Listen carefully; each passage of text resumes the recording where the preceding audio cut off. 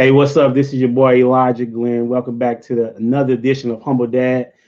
Super excited about today's episode. The first of many to have a series of individuals coming together to talk about what it is to be a man of God and an incredible husband and incredible dad.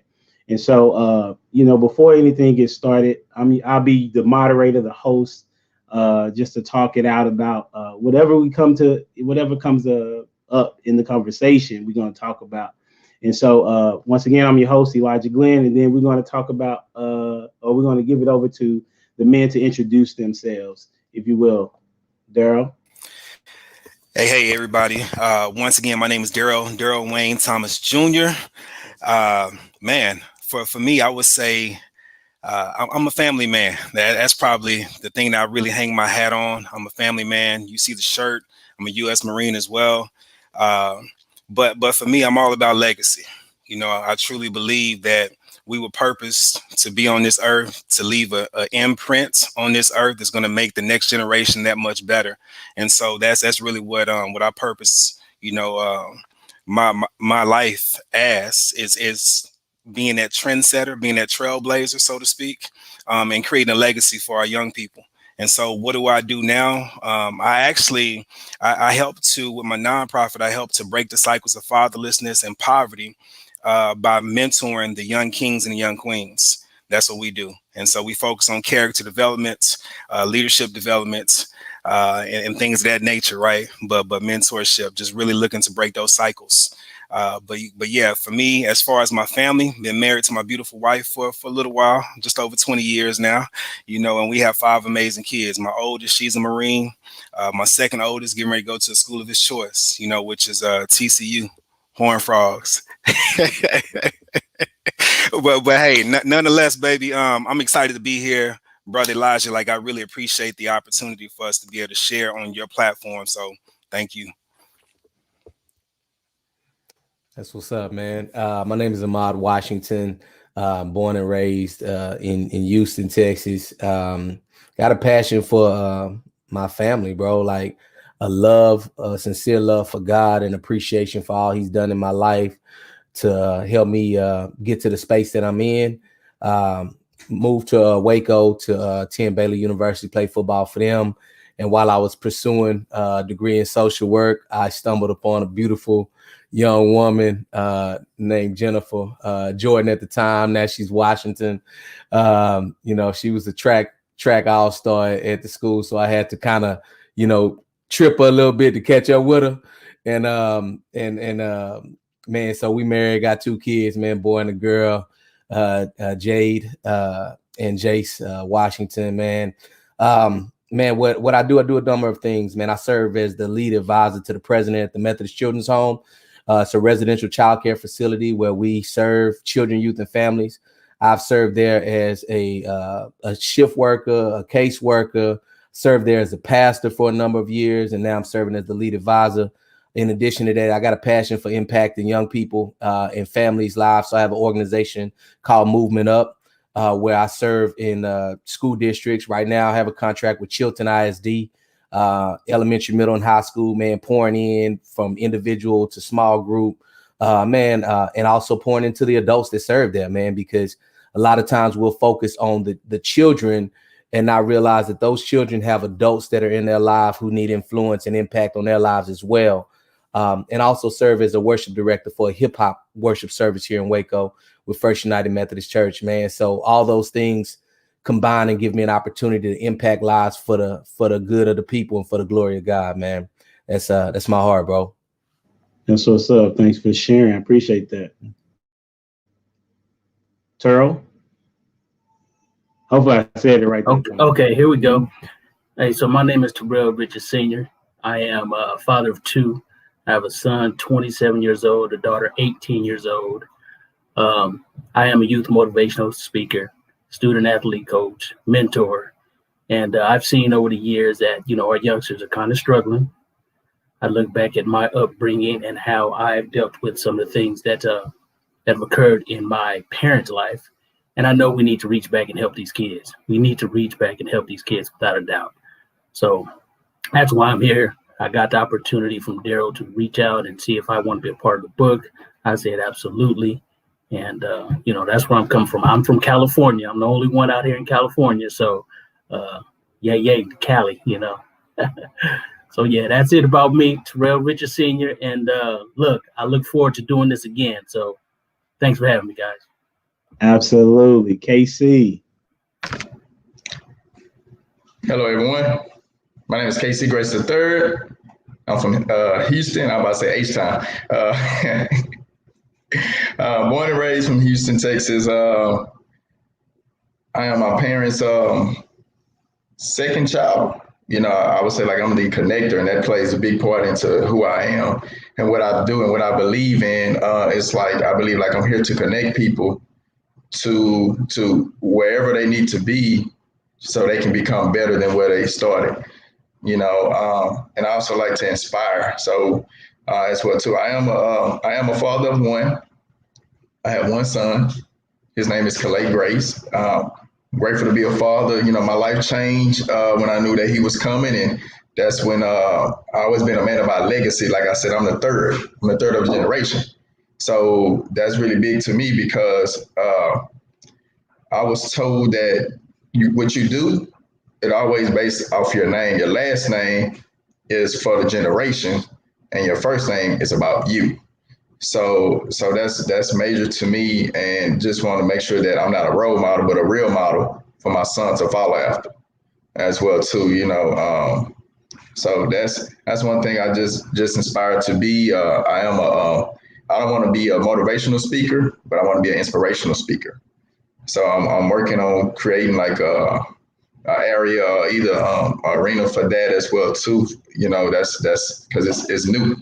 It's kind of unheard of, because like I said, motivation burns out and you got to come back and relight people. So that's why I feel like inspiration, it inspires the light that we have already inside of us, and it keeps that spark. Once a person loses spark, they give up. So, but like I said, I'm very grateful to be a part of this book. And when I was told about it, I was like, wow. A lot of times, we feel like when opportunities come, we're not ready. We're not ready. We try to get our ducks in a row and try to see about the right timing and best timing. And like, if I never would have just said yes, I wouldn't be right here today. So it's about saying yes when you don't even know, you can't even see past the fall, right? So I'm KC Grace III. That's what's up. Thanks for sharing. Rashaad? I'm Rashaad Horn. I'm from the great state of Mississippi. I'm an author, fellow podcaster, and I own a trucking business. So that's what I do. I'm technically still at work now, but I couldn't miss this particular opportunity. My inspiration for wanting to be a part of this book is just I have a great love and admiration and respect for Darryl. When I first heard his story, because we launched the book together around the same time, and so we've just been vibing ever since then. So when he presented me with the opportunity to be a part of this book, even though I'm not currently a father, I looked and I said, well, I feel like my father was, did a great job in molding me. So let me just put my part within the book based on the greatest lesson that I felt that he ever taught me. So that was my inspiration for being in the book. And so hopefully we can do more things like this in the future. Absolutely. Thank y'all for the introduction. I wanted to go to Darryl, and my question was as everybody was talking, I was interested to know, how did you decide on who to choose? Because everybody did, and then why was the number 13? Were you trying to one up on Jesus or something? Like, what was that about?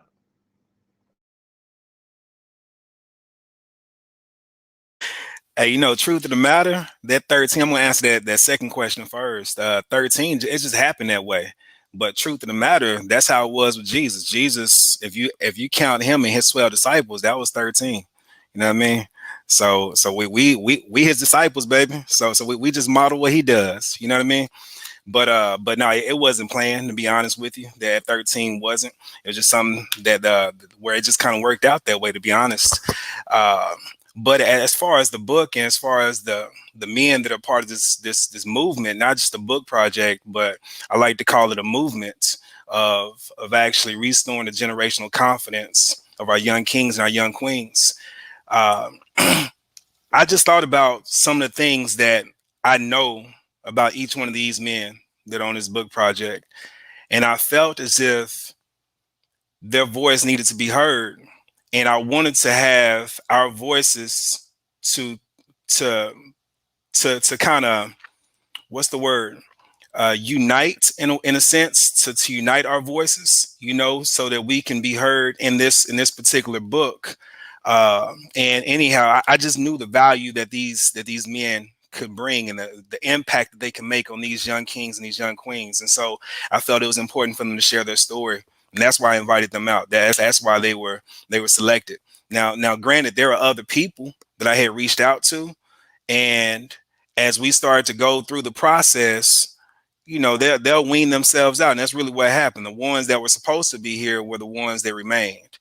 The ones that were not supposed to be here, even though they were invited, many are called, but few are chosen, right? And that's really what it boils down to. But I'm so grateful to be a part of these group of men because of the heart that they have for what we stand for, the mission that we're after. Again, restoring the generational confidence. A lot of our young kings, our young queens, they don't have confidence. They don't believe that their situation can be different. They don't believe that things are going to turn out necessarily the best possible way. They feel as if their reality, their current reality, that's how it is, and that's how it's going to be. And so we want to give them that confidence that, one, it can be different, but also, two, you can be that difference maker. You can be that anomaly. You don't have to be the one that's playing it to being another statistic, right? You can be that anomaly, baby. And so that's what this book right here is about. And these men that are part of the project, they're helping to really, when you read their stories, you'll see exactly what I'm talking about. They're helping to actually restore that confidence in the generations. That's what. Thank you for sharing. The one thing that I have in mind is the question that for anybody is like, what was when Darryl came to you and said, well, sorry, Darryl W. Thomas Jr. I know you like the whole name right there. Darryl Wayne. Darryl Wayne Thomas Jr. Okay. Says, I have this book that I'm about to write. Okay. I want to know from your perspective, what did you see that you could bring to the table for you to be able to say yes? Because I know for me, if somebody asked me, I feel like I could bring value, but that doesn't mean that it's going to work for the book. So what value did you feel that you could bring to the book? That's the value that I begin to think about. Well, first of all, just with the relationship that I have with Darryl, we've worked together in a number of different environments, whether it's working with young people at camps or just linking up to do things to serve the community or to serve young kings and young queens. And so because of those experiences of how we gel and vibe together, I just felt like, bro, whatever, I feel like this was a kingdom connection, and that we are in a time and season in the body of Christ where strategic collaboration is important for us to make the impact that God wants us to make. And so in terms of that, I was just really, super prayerful about, our conversation. Like, it was almost, instantly I could have said yes right then, but I was like, man, I just want to be sure, man. I'm gonna pray about it, man. Less than 24 hours. God was like, boy, you know what you're supposed to do. Go ahead and call that joker back and let them know it's time to ride.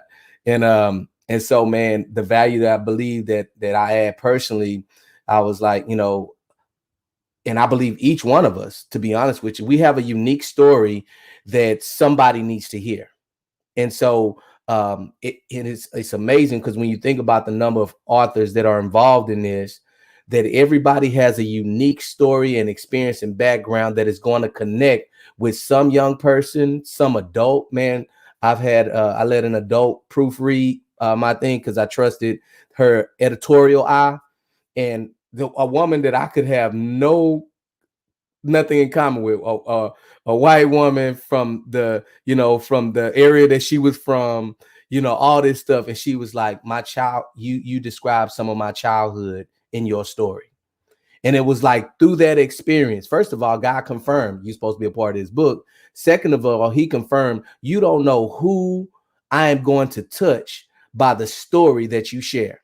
You know what I'm saying? You may have your vision of young kings and young queens, but it's some old kings and some old queens that need to be healed from things that they've experienced as a result of trauma that they went through in their childhood. You know what I'm saying? And so being an example of what redemption and transformation looks like, what healing looks like, how that manifests as a parent now in the lives of my children and in the life of my wife as I serve her as a man of God and a priest and king of my home, you know. So just feeling like, hey, my story is my story, and God knows that there's somebody who needs to hear my story. And Lord, I trust you with that, even though I'm not confident in that, but I trust you in that, God, you know. So that's what's up, bro. That's what's up. Terrell, you're going to go next, but I wanted to add to what Ahmad said. That's really good, because when you said my story is my story, that is true, right? And when we look at the stories in the Bible, the way in which it's written, everybody had their different flaws and then their strengths, and you're able to see yourself in some people and not some other people, right? You know, like being a king. Some people will never be a king, but you'll be in an authority, right? In some sort. And some people, there'll be a situation where nobody's going to be chasing you to get your crown, like in the instance of David, right? But there may be somebody else somewhere else that has that scenario. So I like that idea that everybody has a story and you never know who it is that's listening that needs to hear it. That's good stuff. Terrell? Okay. Well, I met Darryl a little while ago, 9 months ago or so. And, you know, as we began to talk and to communicate, it was something apparent that we had the same sort of ideas, the same sort of outlook on life, right? So I had been telling my lady for years that, you know what, there's something bigger for me. There's something more for me. You know, it just so happened I ended up meeting Darryl, right? So I met Darryl. He told me about the book, and I was like, you know what? This is the perfect avenue to get my story out there. I want to share something with you guys, if you don't mind. I remember years ago being a youth football coach, anywhere from 5 to 14 years old. I've coached 15 plus years or so. And I remember standing on the sideline with some of the coaches, and one of the coaches asked me, he's like, hey, man, what's wrong with you? I'm like, hey, you know, going through some changes, the kids and all. And he said, look at me, man, look at me. So I looked at him. He told me, he says, look around this football field. Look around this football field. So there's, you know, 7 or 8 different teams, coaches, and all this cheer coaches. And the guy said, look, man, a lot of these same coaches and cheer and kids out here going through the same thing you're going through. And when he said that to me, it was like a punch in the mouth, because I'm like, wait a minute, this can't be happening to all of these people. Then he started pointing out people. I'm not going to call out no names, but coach so-and-so over there, cheerleader so-and-so over there, those 2 kids over there. I'm like, no, man, this can't be the norm. It sounds like the norm here. So when I heard that, I'm like, man, there's something more here. There's something more here. Also dealing with the youth, I've noticed that, you know, dropping kids off, picking kids up, I'm finding out that, you know, some of the home life is not the greatest. And because of the home life being so, I'll just say, hectic, it can definitely lead to a kid having problems, you know. But one thing I did also pick up is after I've worked with the kids for a while, you know, I have 25, maybe 30 kids on a team at a time.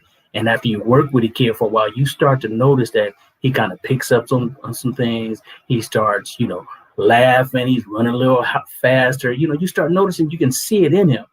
And that right there for me, that was the big thing, because I'm like, hey, you know, I worked with this kid for a little while, but he's getting better. He's coming around.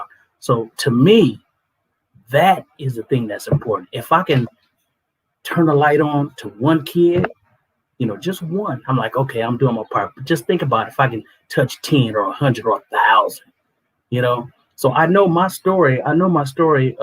It is deep because it not only talks about me as a parent and my family, but it also talks about the things that others are going through. So in my book, I kind of reach out and I kind of point them out. Hey, if you're a parent, if you're a single parent, if you're going through some changes, if you're a kid, look back at yourself first and don't point the finger at someone else. Look at yourself, see if you can make some improvements, some changes. So that's what it boils down to me about, I think that, I'm happy to meet all these guys because we all have a distinct voice and each one of our voices will touch someone, if not a lot of people. So that's where I'm coming from. I know there's some kid that's going to read this story and he's going to be like, man, that sounds like me. Or man, my cousin was that, or my family, and that's what it is all about for me. I just want to reach back and help some youngster, pave their way, make it easy for a youngster to, hey, Coach T was going through that, or Coach T's son was going through that, and just make it easier for them, and hopefully one day they'll say, hey, T, I read your book, man, it helped me out. So, all right. So that's what it is about me, fellas. That's what's up. Casey, I wanted to ask you like somewhat of a different question. What is it, who would you say is the audience for this book? Would you have an idea? Like when you was writing, did you have an idea of who you was writing to, or who would be the individual that would, I guess, get the most value from your story? Yes, sir. I would say anybody that's dealing, like, just to speak a little bit about my story was basically, it was something that I was dealing with even when Darryl asked me about even joining. It was, a lot of times we deal with mind battles. And that's the one thing that always count us out is the thoughts. It's the thoughts and these thoughts become lies that we hold truth to, and they're not the truth. So it's it was more or less for men, for fathers, because a lot of times fathers hold on to the lies in which they grew up under as well too, saying what they could and cannot do, and they follow that mold. And then also for young men that's fatherless, to also know that, hey, you still blessed and you can still do it as well too. And then also for the single fathers as well too. And then also for just, and not just young men, it's for everybody, because I mean, we're not exempt. Like, I love music and I love quotes and things like that. And it was I was just listening to a song by MJG, and he said something that was powerful. He said that hard times do not discriminate; they only intimidate and fully eliminate people without any faith. If it wasn't for the pitfalls in my life, I would have never learned how to climb out. Some things you can't be told. Some things you just have to find out. So, and that's like, just hearing that, like, that kind of, goes in your head, and then you like kind of sit there and ponder like, okay, what I need to do, So, and that's why I feel like the audience is bigger than what I can see. And that's what the Lord told me, it's bigger than what I can see. And when you move it's funny, when you move I out of the picture, then you can really see the bigger picture. So that's what's up, man. You said when you move I out, you can see the bigger picture, meaning that it's not your vision. I mean, it's as far as like in the sense of God ultimately has an idea, or he has the game plan, if you will, in which direction you need to go. So if you move out of your own way, it basically comes down to will, right? Do I want his will to be done, or do I want my will to be done? Right? Yes, sir. Yes, sir. And I do agree with that. Yeah. Okay. Yeah. So I'm just saying, I'm trying to summarize to make sure I heard you clearly. is that once you get out of your own way and saying that this is it's not my will, similar to what Jesus said on the cross before he went to the cross, not my will, but thy will be done. Right. That's really what it seems to come down to. Is that what you're saying? Yes, sir. Yes, sir. Getting pretty much you out of the way, and it's the battle. It's the battle that we have on the inside.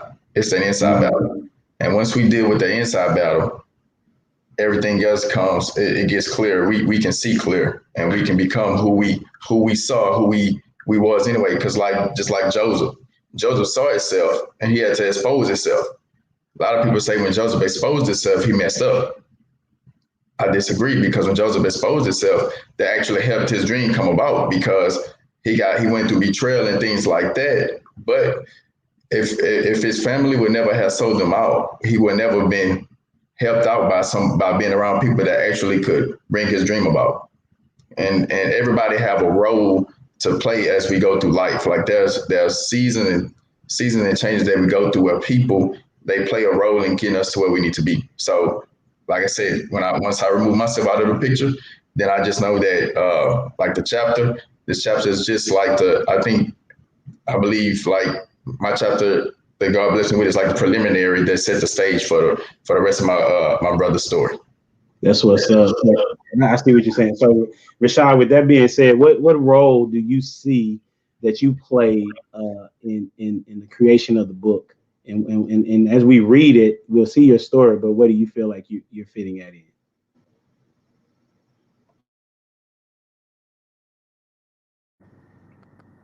I feel like the role that I played, seeing is that I was the only participant that wasn't a father.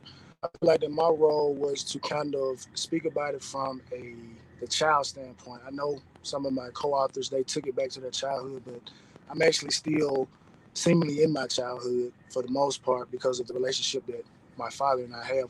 So I felt like it was important for me to not only talk about some of the things my father taught me, but also just how that has helped me and how I feel like having a father that's assertive, that gives you a little tough love every now and again, how that can shape and mold you into a person that he can look at and say, hey, I'm proud of him.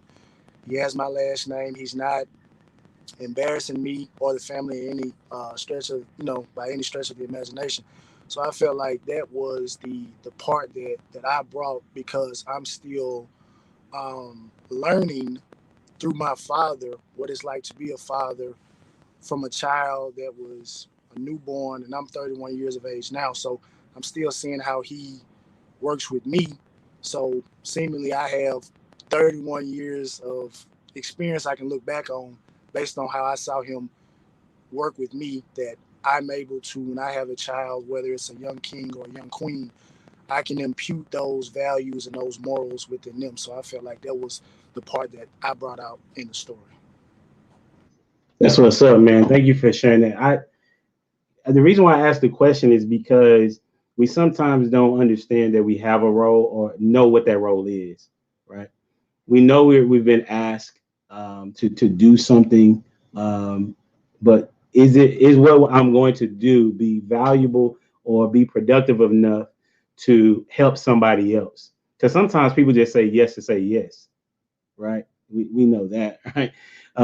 But I like that Darryl actually asked multiple people, and you can see how it dwindled down to basically the 12, right?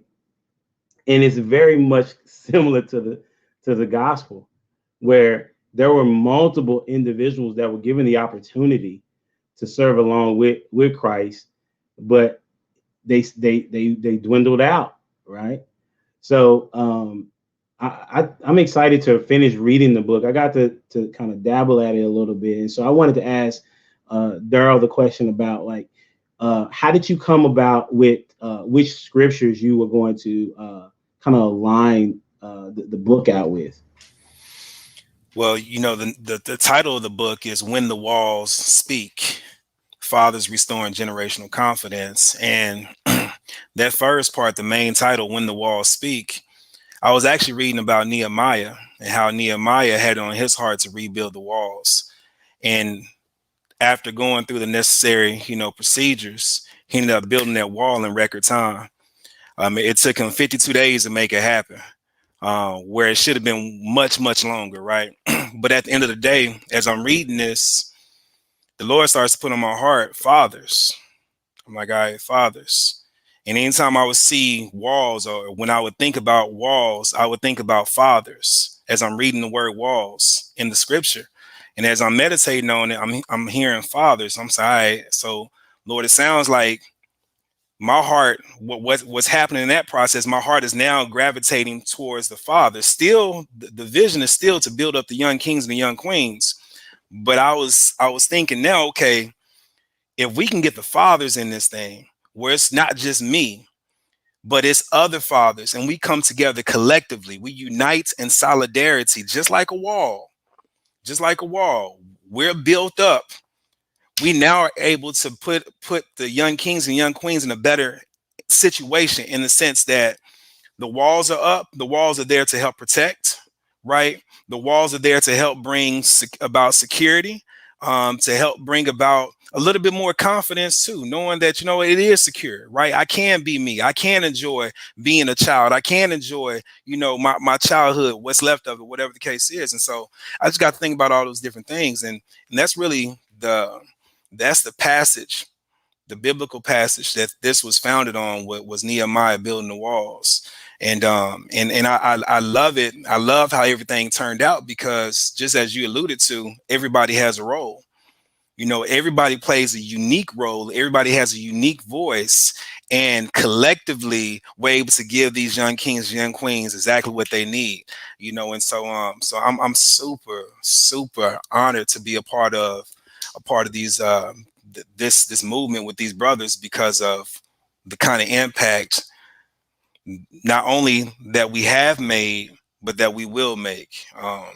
And I believe God is going to breathe on the imagination in terms of what that looks like going forward. He's going to allow that thing to grow and the impact to really happen.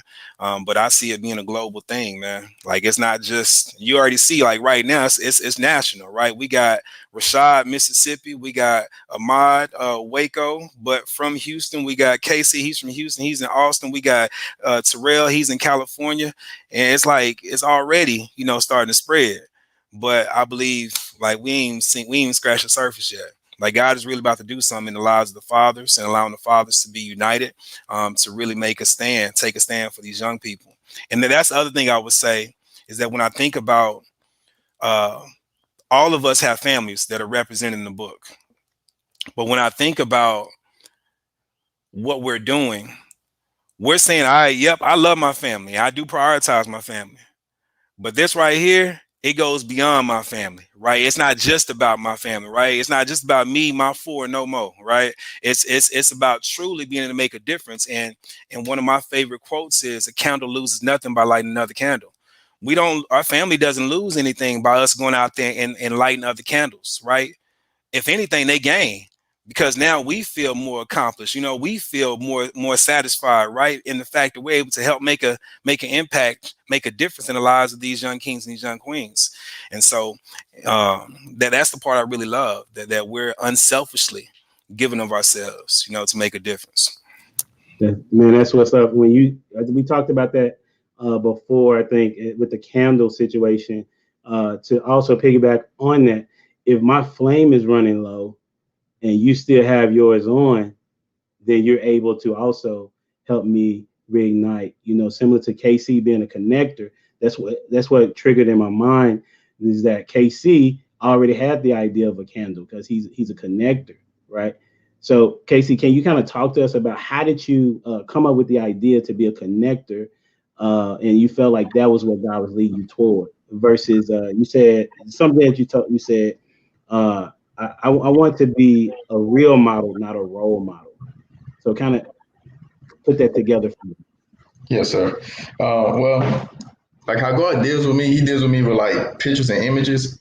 So I remember seeing a spark plug, and I was like, a spark plug? I'm like, that's like one of the smallest things for a car, like, but it plays a big role.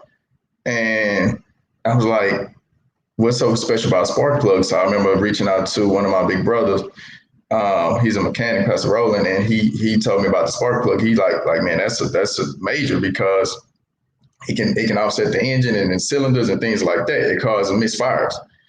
So I was like, oh wow. So and he said that's what causes the like combustion to get the engine going. I was like, wow. So with that, that's where it started at. About that, like the fire, because I believe we all have a fire within us, but it's usually misused. That fire end up becoming anger, and anger is a secondary emotion, and if it's not used properly, anger always comes to defend. So it's like you got to use this anger and put it as fuel and put it in the right place. So that's why that's what inspired me to about that as well too. And then your second question, can you repeat that second question? You pretty much together. You made me go to a thought. You said that especially when you talk about the mechanic, it's and changing out the spark plugs and how impactful it is to the car. We all have. I mean, that's really what Darryl was talking about, as well as myself with the Humble Dad podcast, is that it is a vehicle which it's called the movement, right?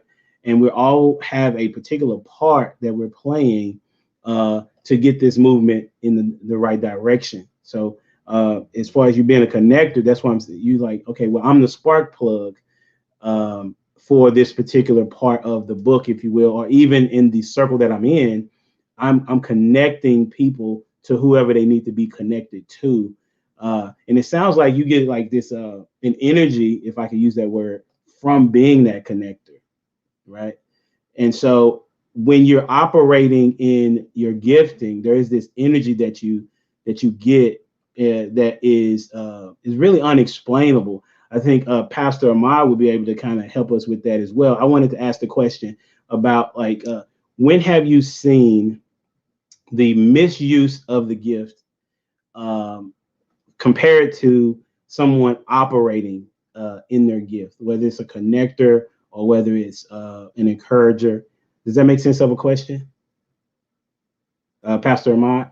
Oh, okay. I wasn't sure if you were asking me. Re-ask that question one more time. Oh, yeah, I was just asking the question about when, as a pastor of over different youth people, whether it's youth directors or people in your ministry, when have you seen like a misuse of somebody may have thought this was their gifting, but they were out of alignment? Wow. And what did that do? What did you see happening as a result? Well, when people are operating outside of their gift or outside of their most natural state, you know what I'm saying, how God created them to flow, then you see them, they usually have to spend more energy on what they're doing. It doesn't flow well. And then there's a disconnect to where they're struggling because they're not seeing the results that they desire to see as a result of them not operating inside of purpose. You know what I'm saying? A lot of times, especially in the kingdom of God, we can kind of assign people places in service to God, as opposed to letting God reveal to them, first of all, who they are. You know what I'm saying? Because you got to know who you are before you get in a position. You know what I'm saying?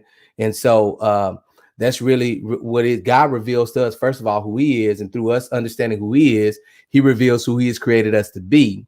And then he can say, hey, because of how I've wired you, because of how I've uniquely modified your journey throughout life, you are prepared to serve in this capacity and add so much value in almost an effortless fashion because you're operating in your gift. You know what I'm saying? That it just brings light and makes impact and brings transformation in the lives of people who experience that gift. And you may not even be fully aware that you're flowing in that at that time. People just like, bro, when you do this, like, man, it just, you know what I'm saying? Or like, man, just, you know, it blesses me to see you, you know, doing this and this, and it helps me think about whatever. So, you know, those are some of the things that come to mind from that question you asked, brother. That's what's up. Terrell, man, I'm gonna get this right one day, bro. When when Pastor is Ahmad is talking about the operating in the gifting and being in alignment, can you kind of talk to us about when you first discovered like what your goal, not your goal, but your role or your gifting was? Well, first of all, what is it? And then the other question is when did you discover it, or how did you discover that? Okay, yeah, I can speak to that. So I really believe that my gift is to give back to the youth, because I get a real delight out of seeing a kid turn on by something I've showed them, I've talked to them, or just having conversation. Like I said, I've been coaching youth football for years, and I get a joy out of just coaching. And I'm just now realizing that it's more to it than just coaching. I like the game of football. We're out there because we like football, but it's not just coaching. It's the fact that I'm working with a kid or two or 30, and to see a kid turn on, just like, smiling and coach, and, to see them turn on by something I've taught them or showed them, that's where I get my joy from. And I think I discovered it kind of by accident, to be honest. I'm thinking all these years that, I just like coaching football, just like, probably most of these brothers on there. We like football. We like to coach. But seeing a kid that come to the field and he's struggling, and then seeing him by the end of the season, he's one of the best players, and his grades are going up, and his parent is telling, yeah, little Johnny is doing great. I'm like, that to me, that's fulfilling to me. And I think that's what kind of motivates me. I think I've discovered it kind of by chance. I've been telling my lady for the longest, you know what, there's something more for me. There's something bigger for me. It's more than just what I'm doing now. I think I have a bigger audience to cater to, and I think I'm working in that moment now. Yeah. That's good stuff. So as a coach, I know I had several coaches, and the ones that I remember most was the ones that poured into me the most, meaning like I had one coach, his name Coach Ronnie. When I was playing basketball, I started when I was 7, and he would come pick me up from my house to take me to practice because my mom was working long hours. I remember he would give my haircut. He would give us money to go because I was from the hood in South Dallas, and he would take us to go get a haircut. He would take us to go get some food, and he was always there, seeming like when I needed him. He was also strict on us. Like we had to run if we missed layups, and we was like 8, 9 years old, So, and I've played basketball ever since then, but that's the one coach that I remembered the most. And so that's good that you recognize as a coach your value, because there are coaches that just do it because of something other than the kid, right? So it's good that you recognize that the wealth that you provide is teaching that kid something about yourself, making yourself human, if you will. And so I wanted to ask Rashaad. Hey, can I add something to that, bro? Yeah, sure. Go ahead. Man, just as Terrell was speaking, another thing God brought to my heart is that when you're operating in your gift, it energizes you. You know what I'm saying? Because there was an energy that manifested as Terrell was talking, and God just like, when I think, and it made me think about the things that I'm doing, lead advice to the president, movement up in these schools, worship director and preaching pastor at the hip hop service. Even though I may be going through something in my life, when I am going to engage those processes, I feel a jolt. I feel God drop in my spirit what I'm supposed to say, and what I'm saying, and things of that nature. And so no matter what, when I am engaging in those activities that I have been gifted and called to do, it will energize me in that moment in a way that I can't explain.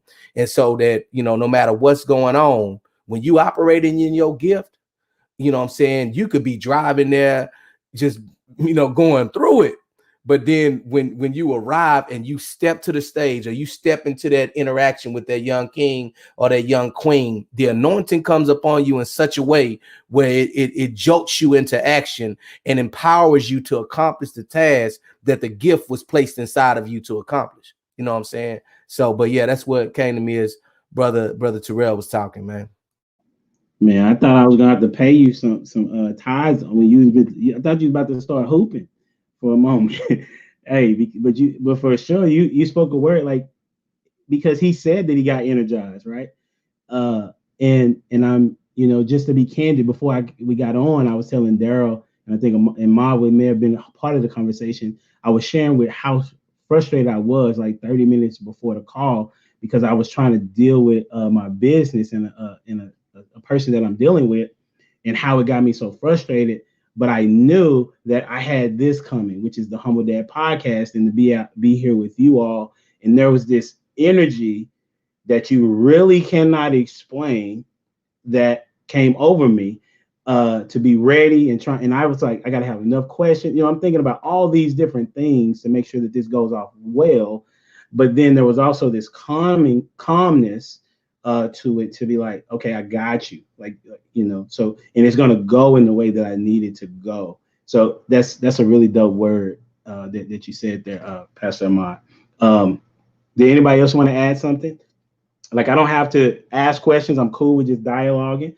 I just wanted to try to give everybody enough time to say what it is that they feel needed to be said. So I'm okay with interruptions. I'm a teacher, so I understand the process of that. So just let me know. You know what? I want to make another point here, or make a comment here. You know what I've noticed over the years with working with the youth, sometimes you don't, or I'll just say in my case, sometimes I wasn't even aware that I was making a change for the better in the kid's life. It took me, a couple years ago, it took me by surprise, caught me off guard when a kid that I was coaching, he was kind of laid back, wasn't giving his all, and his dad told me so. But I was kind of on this case throughout the season. But at the end of the season, the kid made a point. We were taking pictures. The kid made a point to walk all the way from the other side of where we're taking pictures and come stand next to me during this picture. And I kind of looked at him and looked down. I'm like, okay, all right. So to me, that was kind of reassurance that he understood what I was doing, and he kind of, took a liking to me because I rode him hard, and he excelled in doing so. And, speaking with his dad, his dad even told me, he says, hey, man, I don't know what it is, but you kind of had a way with him because I haven't seen him step up and, play this game like this. I've even coached my son. And, with you coaching, there was something there. So that made me feel good because I was completely unaware that I had any impact on him. So I just want to throw that out there. No, that's good stuff. I appreciate you adding that. I wanted to ask a question to Rashaad, because I like to talk to lots of people. I like to get perspectives that are different than mine, in the sense of, like, I wasn't raised with my father in my house, so I really enjoy talking to those that had that or have that opportunity. Can you kind of shed some light to us or talk to us about, first of all, when did you recognize that your dad was being valuable to you? Because I know, like, if somebody's, I'm having a hard time with someone and they're trying to tell me what to do all the time, that could be frustrating. Because as a parent, I'm talking to my kid and I can see them being frustrated, right? But when did you recognize that your dad was being a help to you versus a hindrance?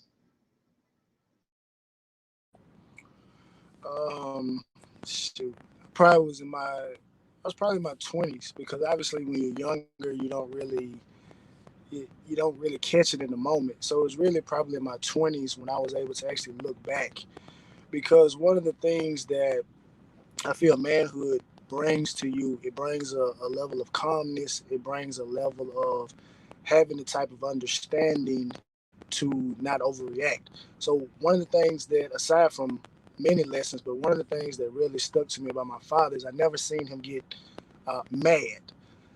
It was plenty of instances that I would see things that would, infuriate me, but it wouldn't make him mad. And so as I got older, I encountered situations where I could have easily flown off the handle, but I thought back to my father. I said, you know what? My dad wouldn't handle this situation like this. He would calm himself down.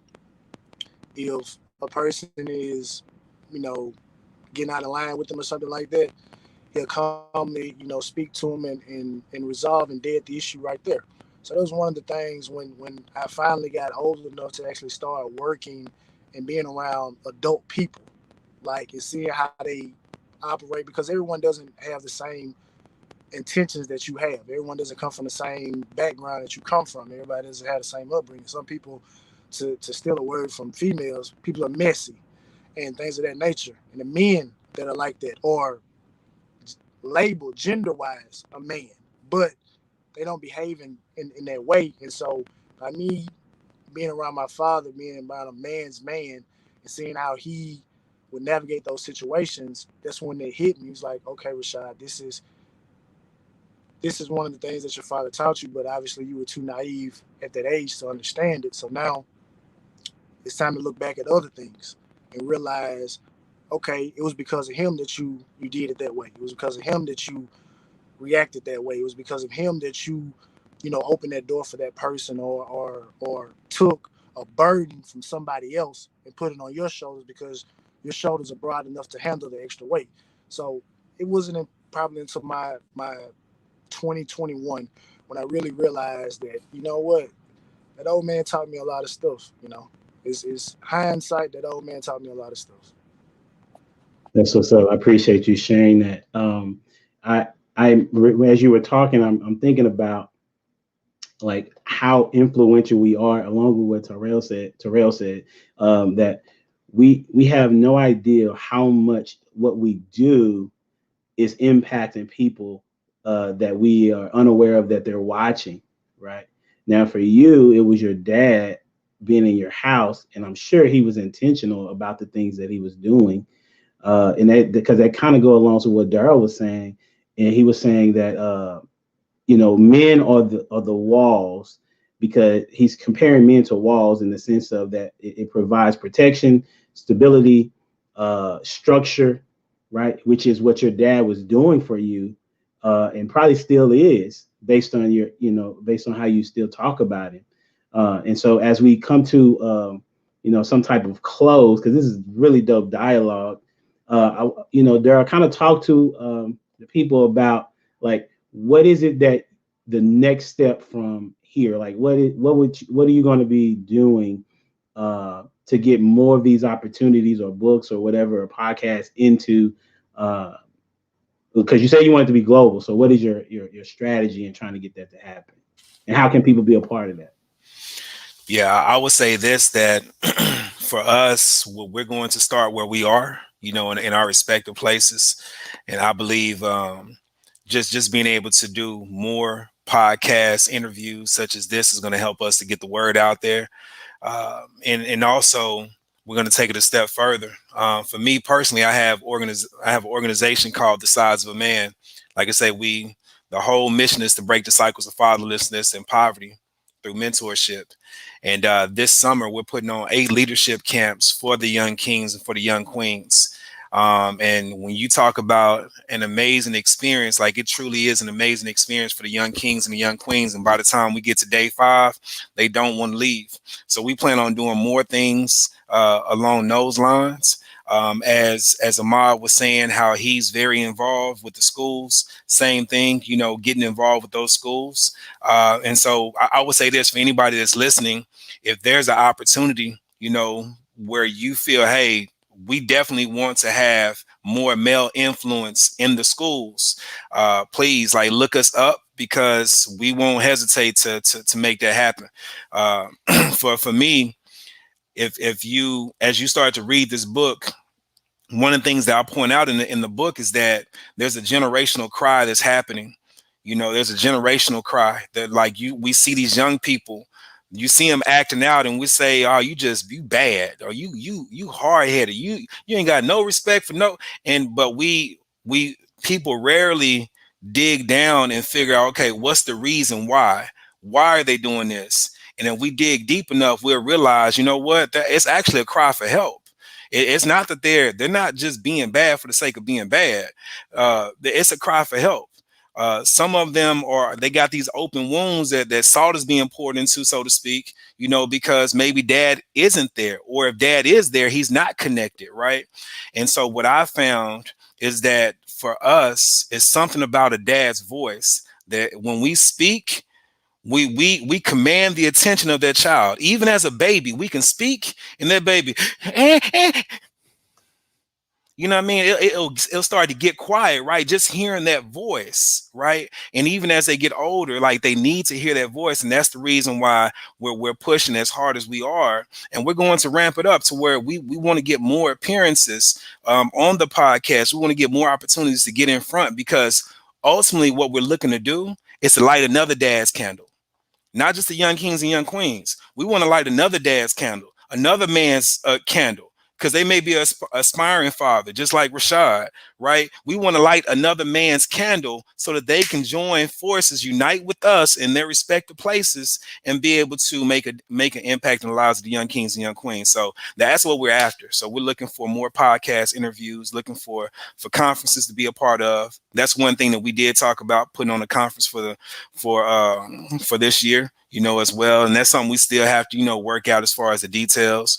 But it's just, we're in the brainstorming stage, so to speak, as far as the bigger things. But while we're brainstorming, we're going to work in our respective places. I know Rashaad, he's actually going to be coming out to one of the leadership camps because he wants to do that there in Mississippi, right? And so I'm looking forward to that. I know Terrell, he's doing his thing in terms of speaking to the young people and coaching. With KC, I think you talked about how you were coaching. I don't know if you're coaching right now, but that you did coach, right? And so we're still trying to get him out to one of our leadership camps as well to be a speaker. Ahmad going to continue to do his thing in terms of ministry and school, but we're always looking for opportunities to collaborate. And so I'm super excited.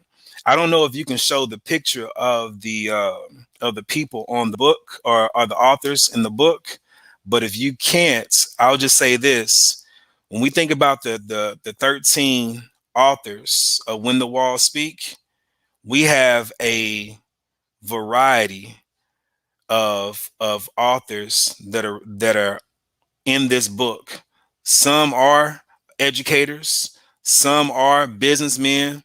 We have a dentist that's actually in there.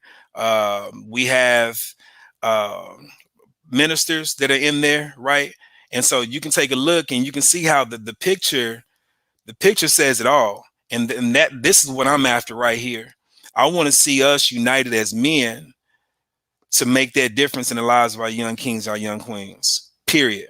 Women, I believe the ones that have been involved and have sacrificed, they've done an amazing job. But it's time for us as men to really step up and to go beyond our four walls, go beyond our household, right? And so that's the call to action right there for the men. And that's what we're going to continue to push going forward.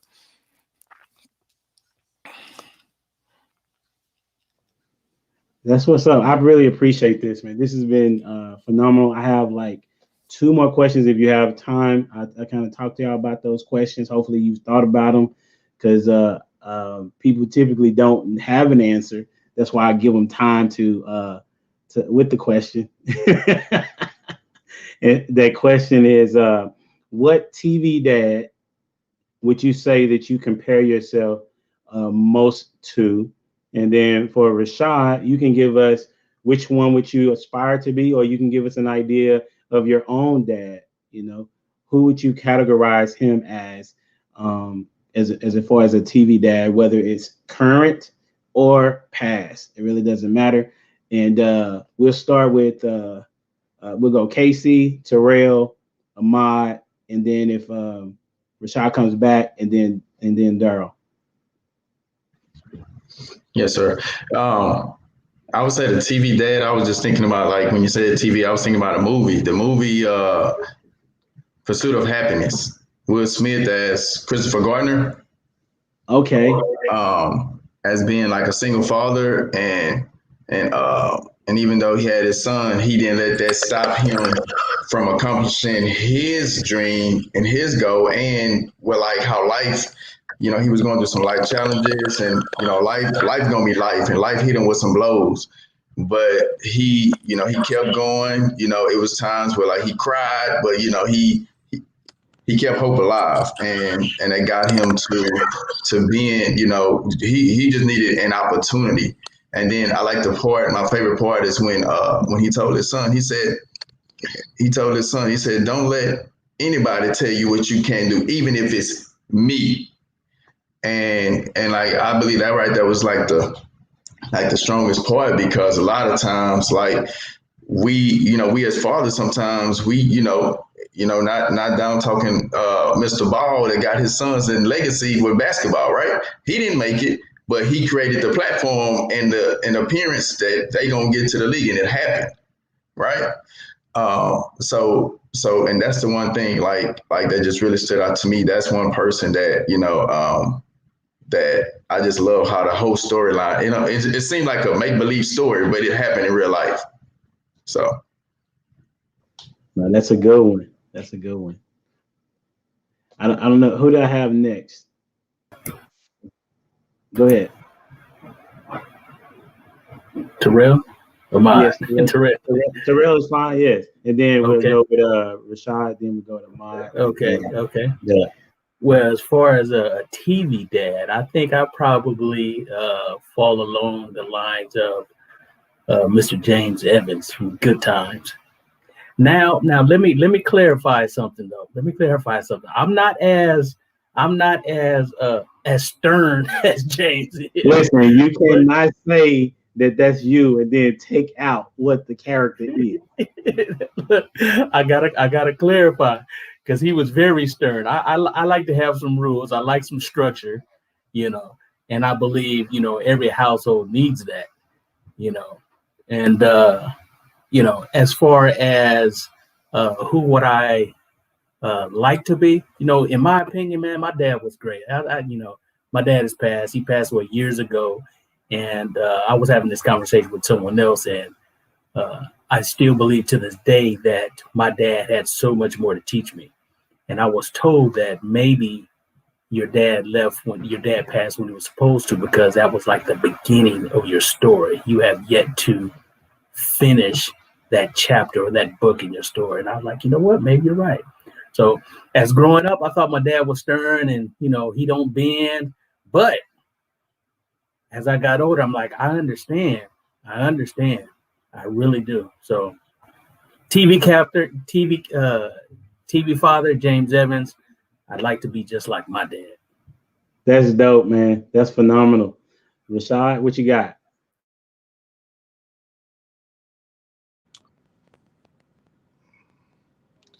I think I like to say my dad was like Damian Wayans for my wife and kids. He was funny. He was firm when he needed to be firm. And a lot of the ways that he would do Junior, I felt like that he would do me like that sometimes. He would allow for me to act out, and then if I want to go ahead and do it, he'd say, okay, we'll go do it, And then when I couldn't do it, he would still be right there, extending the olive branch. And I feel like that, that's who I am, because I'm a jovial person. I like to make people laugh, but I'm, serious. So I feel like I have a good balance. So that's what I would compare myself to, as well as my father. That's what's up. Ahmad? Man, that boy took mine. He did. I was thinking about my wife and kids, but I'm gonna flip it up. You know what I'm saying? I'm like, oh snap. You can use it. Maybe I'm gonna pull something else out that just popped in my head. Was like Herman Munster, dog, from the Monsters back in the day. Now the reason why, like, oh wow, bro, that's back in the day, right? And so, like, reason why I picked that cat just popped in my head was a lot of times, like, if he was just straight face, you wouldn't like, is he mad? You know what I'm saying? People kind of, but when he laughed, the jovialness of the laugh, it just filled the room. He talked with his kids, talked with his wife. He was sweet with his wife. You know what I'm saying? And so, like, when I think about, that piece, I was like, man, because sometimes my kids used to ask me like, Dad, you mad? I'm like, nah, I ain't mad. Like, and I gotta remind myself, like, bro, like I had to tell myself, you need to smile more, dog. Like, you're happy on the inside, but sometimes you don't outwardly express it as much, you know what I'm saying? And so, you know, but when I do, like, laugh and I'm cracking jokes and stuff like that, it's on, but we can have those serious conversations. The way that I love my wife around my kids, you know, they see what healthy love looks like with a husband and a wife, you know what I'm saying? And so that's what's up. So that is dope, man. I have never heard anybody say Herman Monster. And man, that I saw, like when you said that, I saw exactly what you was talking about. I'm glad you went a different direction. That was dope. And last but not least, Mr. Darryl.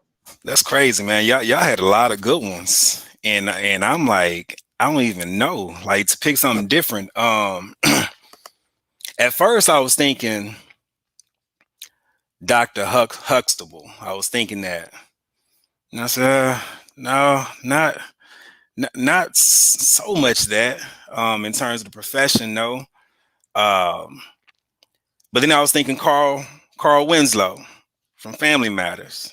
I was like, no, not really that. Servant, you know, like I like to serve the community. But I feel like for me, probably Terry Crews from Everybody Hates Chris. Is that the right show?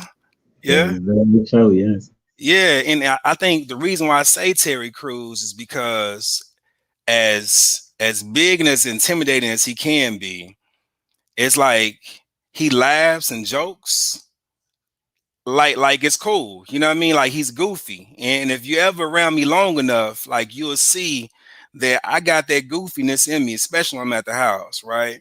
And but I like to keep it light, you know. I like to keep it as light as I can, but at the same time, I'm like my old mentor used to tell me, I laugh and joke, but I don't play, right? You know, I know how to be stern. I know how to, you know, do what I got to do, right? But at the end of the day, like, I love to just laugh, man, to really enjoy the moment, because tomorrow ain't promised. It ain't promised, man. The next breath ain't promising. So I would say I would have to go with that one. Although Pursuit of Happiness, come on, Chris Gardner. I like that one, Casey. For real. Listen, I was going to say something to that one too, but I know time is short. The Pursuit of Happiness, and you said that statement that you said, be who you supposed to be, even if I come against you. Like, I had a guest named Jason Earls. He's a comedian. He was saying something similar to where his dad was telling him not to become a comedian, but he was like, and this was the dude similar to what Terrell was saying. I love this dude. Like, you know what I'm saying? I want to be like him. And here's a person that I want to be like is telling me to go against what I feel is my dream. And so he put aside what his dad said and went for his dream. And now he's a full-time comedian for the past 5 years, I think.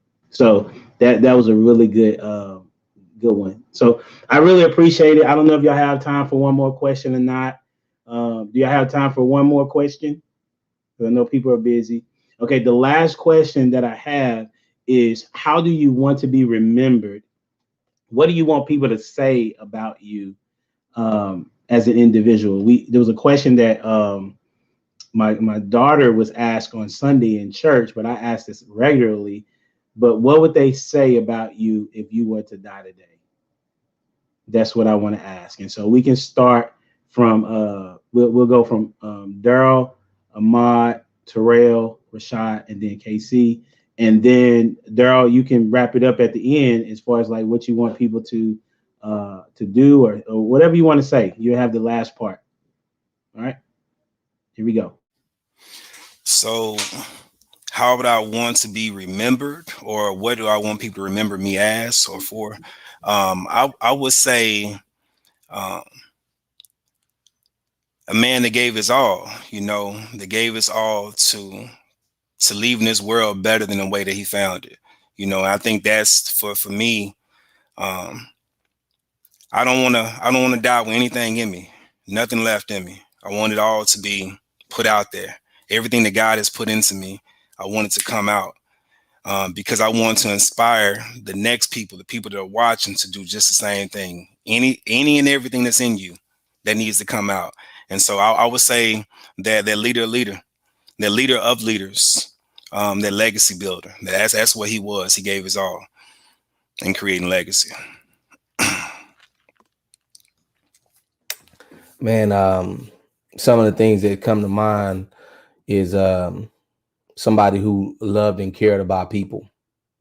And that love overflowed where his kids began to serve in the same way. Like, I want to create a legacy of love.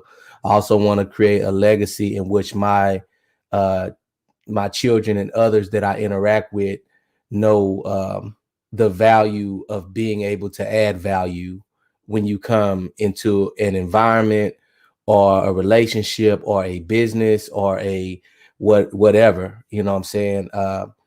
And that people felt welcome when they came into my presence, regardless of what sin they was in, what issues they going through, you know, whatever. It's like, bro, like, I feel like he may not agree with my lifestyle, but that dude loved me. You know what I'm saying? And so I've, you know, and that's based on some things that I have been told, you know what I'm saying, where students that I've served at Methodist Children's Home, you know, who are lesbian or gay, they're like, man, I know you don't agree with my lifestyle, but bro, I can call you for anything, Pastor Ahmad, and you love me. Like, you keep it 1,000 with me. You know what I'm saying? And so, and that's the type of, in terms of non-monetary legacy I want to leave, but ultimately I do want to leave a monetary legacy as well, where my family ain't worrying about how they're going to pay for my, my services, and that I leave a business in the hand of my son who has a young entrepreneurial spirit that he can take hold of movement up and continue to branch out and do whatever he feels led to do with that. So that's what's up. Okay. You know, I want to be remembered for, you know, being a great husband. I'm not married yet. Great husband, a great dad, of course, and be known for the guy that can't be beat. You know, he's going to go through some things. He's going to get beat down. He going to have some struggles, but that dude is not going away. He is not going away. You can't beat him. You know, that's what I want to be remembered for, because, you know, right, you know, at this point, you know, there's probably some things that, there are some things that I'm going through, but, you know, I know it's only a matter of time before things change around. And I think people that are close to me, the people that I've dealt with, will see that, you know what, this dude Terrell, he's all right. He's a great man. And I really believe that the youngsters that I have come in contact with will remember me as being a great coach, a great friend, and someone that they would aspire to be. So that's kind of where I am with mine, you know.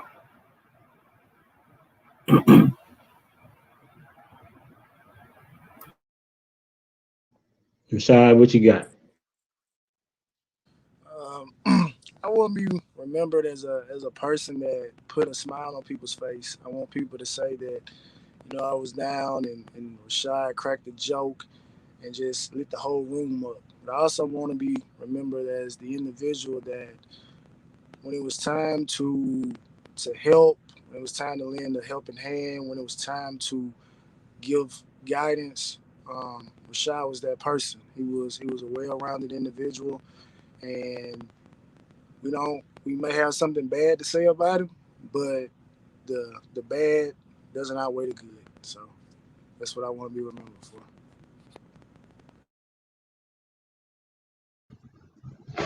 And for me, I want to be remembered as somebody that was mad. And mad for me is an acronym meaning making a difference. And that's, I got that from Jude 122. And it says, and some having compassion, making a difference. You know, and with compassion, just, I like to play with words. Compassion, if you break it down, is come past our own. Compassion, come past our own. So the things that I believe in, I don't want it to just die with me, because a lot of times people go to the grave rich with information that can I'm talking about, it can pass wealth to other generations. And, you know, so I don't want to go to my grave full, but go to my grave empty. So I can just, like Jesus said, it is finished, So, and that's just the way I feel, I just want to just make a difference, and I love to make a difference one-on-one, this arena, like just talking podcast, this is all new to me. I'm used to being one-on-one behind the scenes. I love that, where, cause you can, it's one-on-one, and I know Pastor Ahmad know what I'm talking about. It's like, look, you can be as genuine as you need to be with a person, because sometimes you have to meet a person where they at, and you can't be so deep, but just want to just make a difference, and just have somebody say, that, just had a conversation with KC, and that conversation allowed me to rethink some things. I was about to go kill somebody, but then I rethought that me killing that one person, it was going to affect my life, their life, and so on, and just see the bigger picture. So that's why I want to be remembered as someone that's mad and making a difference. Well, thank you, gentlemen. Darryl, you have the last words. And you can see why I counted an honor, right, to be amongst these men, these brothers. We all have that common thread, which is, in the words that KC just shared, we desire to make a difference. And not something that's temporary, not something that's going to be forgotten, but something where there's a permanent change, a permanent transformation that has taken place. Why? Because we had walked on this earth, right? And we gave it our all, man. We allowed God to work through us, and I'm super, super excited about what's to come. And I know that may be an understatement, but all I can say is, one, keep your eyes open. For those that are watching, keep your eyes open to what's happening. If you know a dad, if you know a man, encourage them to step up and to be who they are created to be, who they are ordained to be. Sincerely, like don't be that one that beats them down because of the mistake. As Ahmad was saying, let it be to where when they get into your presence, they can feel comfortable coming to your presence, because you're going to build them up. Even though you may not agree with their lifestyle, their choices that they're making, find a way to be able to encourage them to make a difference in their lives, for them to step up. And I promise you, when we do that, the things that we see in this world, they will begin to diminish so much. The darkness that we see, it begins to be eradicated, right? Because we're lighting candles. We're lighting candles. And so, with all that being said, for those who are interested in getting a book, you can definitely go to Amazon and get it. That's fine. But I would encourage you to go to this website. Now I'll drop it in the, I don't know if I can drop it in the chat, but I'll drop it in the chat for you to post. Elijah, but at the end of the day, that's where you can get your autographed copy. Either way, get your book, get a book for a young king, young queen that put it into their hands. That's all I ask for, at the end of the day. For those that are looking for us to come in and make a difference, like, please look us up. You can see my handle right here at Darryl W. Thomas. That's across all platforms, Instagram, Facebook, Twitter. You can find me there if you want to make that connection. I have one part in this book that I just want to share, and then yeah, I'm done. I'm done. But it's the introduction. It's right here, right now. I'm not joking. We want for you to win, and to win big. We want to help you as bad as we want to breathe. We desire to help you find your confidence, your way, your swag, your voice. Whether it's advice, clarity, inspiration, or validation, we understand that you need it. Just realize that it is coming. In fact, the help that you seek is right here, right now. When the walls speak as a collaboration of men, most of whom are fathers, who believe wholeheartedly that the success of the generations that follow rests squarely on our shoulders. The way to ensure that they succeed is for us to unite as men in solidarity, just as a wall, and to protect and secure the confidence and character of our young kings and young queens. Please don't let ego, pride, or insecurities rob you of this opportunity. You choosing to receive that helping hand or word of advice just may be the decision that saves you. Do not refuse the help. For real, at one point we were in close proximity. We were in your shoes and we walked along the same path. We experienced similar challenges, hardships, and adversities. We wondered if life would ever get better or should we just give up. We questioned our worth. We doubted our potential. We listened to the wrong voices. We were that child that got lost on the way home. We were that man that was out of control, vomiting and seizing up. We were that baby that couldn't breathe because curiosity got the best of us. But guess what? We made it. We found our way, but not on our own. It was because someone inconvenienced themselves and put us towards the top of their list. They prioritized our needs and saw to it that we received the necessary help. This is our hope, that as you read the power-packed stories found in this book, you'll find yourself living again rather than merely existing. Allow yourself to be pulled out of the mental fires that threaten to burn down your promising life. Give yourself permission to receive the lessons that each author shares, for this may be the CPR that you need to resuscitate you and your purpose. The experiences that you will read about may be the one that pries open your wrecked heart, freeing you to love and trust again. The only requirement for reading this book is to go in willing to receive the help that is unselfishly given. Well, get to the spot where you can focus intently on the stories written. You may need to quiet the room, but definitely quiet the chatter that's in your mind. Close your eyes, take a few deep breaths. Clear. Now, let's begin as you listen to the walls speak.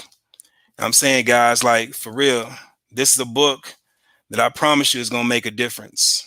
Get it. Pass it on to young king, young queen. Once again, thank you, brothers, for being a part of it. Thank you, Elijah, for the opportunity, man. Absolutely. Thank y'all, man. It's been a pleasure to meet you all and talk to you all. God bless. And you have people like it, share it, comment, and even subscribe to the channel. We out here. Deuces.